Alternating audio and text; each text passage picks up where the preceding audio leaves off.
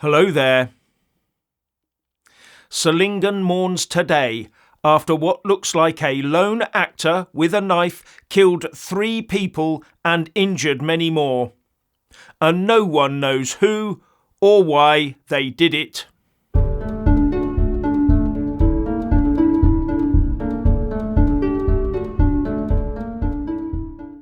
The German city of Solingen suffered a horrendous knife attack last night during its Festival of Diversity celebration of the city's 650th anniversary that left 3 people dead. Our prayers and thoughts go to those who have been affected and their families and friends. Our hearts go out to Solingen and Germany. So sadly it appears that the knife crime epidemic is not a UK isolated issue. What have we in the Western world become?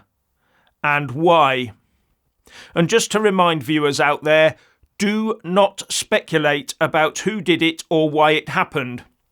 The social media Stasi will be out in force on this one, targeting anyone who makes claims about who did it, where they came from and why they did it. You must wait for the official statement. But this is not helped when internationally read news outlets like France 24 are this morning saying that so far there was still no detailed description of the suspect, with police seeking information about the Friday night attack, including photos and videos, via an online portal, the spokeswoman said. What a pity people don't know what the suspect looks like, so as to be able to report the alleged perpetrator if they do see them, as well as to avoid them. So the sooner these details can be disseminated, the better, one assumes. Now there are people on X giving very broad hints about the attacker from reports they've heard. Do not fall for them and do not retweet them. They will be your downfall. While the German authorities trawl the streets for this person, UK police will be trawling social media for fake news about this incident. Remember the Pakistani web developer arrested in Lahore earlier this week for allegedly spreading fake news about the Southport suspect? It could happen to you, and our boys and girls in blue have already shown how gleefully keen they are to swoop on the mistweeters, especially of the far-right variety. In fact, they make fancy videos about the arrests, all with music too. And if you are arrested for mistweeting, the Home Office, it seems, has already decided that you are a criminal. And you won't be getting bail either by the looks of it, even though, from what I as a layman have seen on legal websites, bail should be assumed unless there are indications of potential flight or no-shows at court, for example.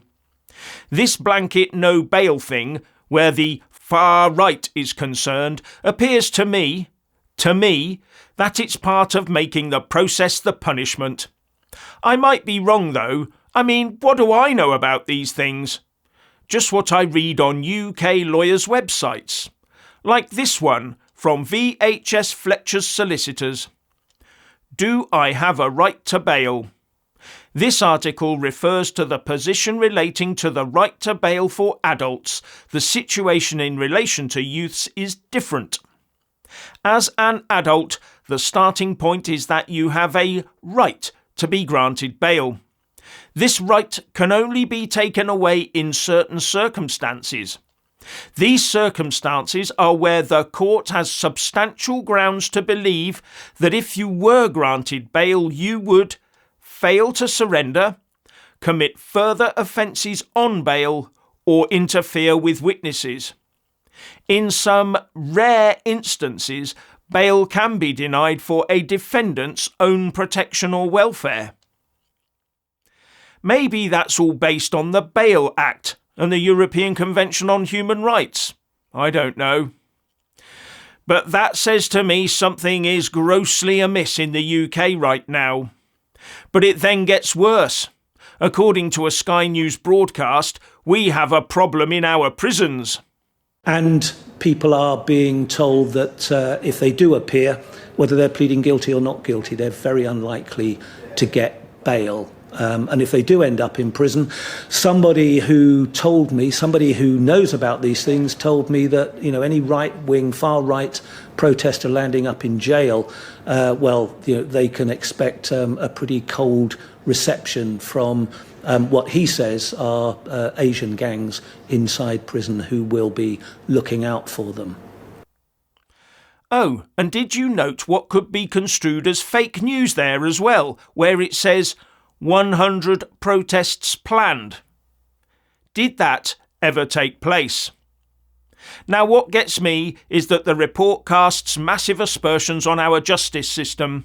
As far as I can see, Sky News is confirming what a certain Mr. T said years ago about our prisons, and that certain Mr. T was vilified for it. Is Sky News now saying he was correct all along? Or is this sort of information only allowed to see the light of day when the establishment needs to terrify a certain section of society, in this case, the far right? But it also casts severe aspersions on Asians. Are we to take it that Asians of all demographics and all religious affiliations within the term are controlling our prison blocks, and could somehow then harm the incoming inmates? How could that possibly be true?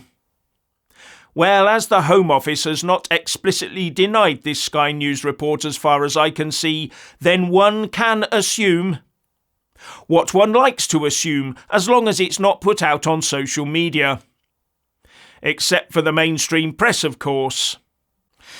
But going back to this tragic event in Solingen, it appears there is no clue as to the motive, and no idea what the assailant looks like. And Germany's Interior Minister, Nancy Faeser, said on X that police were still searching for the perpetrator, and they were still trying to establish a motive. Wonder how the police are searching when there's no description put out yet. Unless... No, surely not. But a strange situation for a manhunt, don't you think? Anyway, the country's Chancellor Olaf Scholz has said that the killer must be found quickly and punished to the full extent of the law. Oh, and I've just caught the first fake news about this on X, from a source in India. I wonder if they have fake news laws like Pakistan does. So don't you get caught out retweeting that fake info. Plod is poised to pounce. And stay peaceful out there in the face of those that may not be so peaceful. I hope you all have a very relaxing and peaceful bank holiday with friends and family. See you soon.